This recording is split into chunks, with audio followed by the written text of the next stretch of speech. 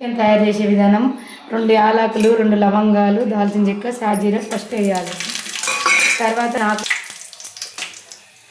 తర్వాత ఆనియన్స్ పచ్చిమిర్చి వేయాలి.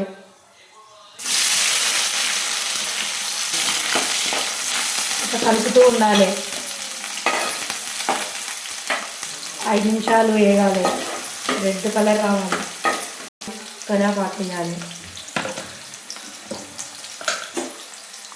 అల్లం పేస్ట్ వేయాలి. గ్రీన్ చికెన్ కాబట్టి కొంచెం ఎక్కువ వేయాలి. అల్లం పేస్ట్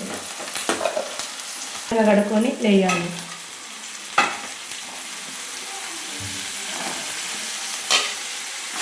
కొంచెం ఉడకనివ్వాలి. ఒక 10 నిమిషాలు.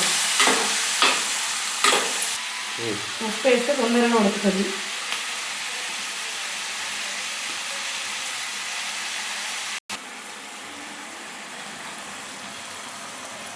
ఇప్పుడే మనం చికెన్లో గ్రీన్ పేస్ట్ వేసాము. పుదీనా కొత్తిమీర పట్టిన పేస్ట్ చికెన్ వేయాలి.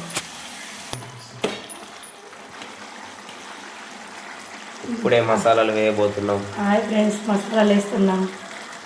మా బాబు వీడియో తీస్తున్నాడు. బాద్షా మసాలా అంటే అది వేసుకుంటే చాలా టేస్ట్ వస్తుంది.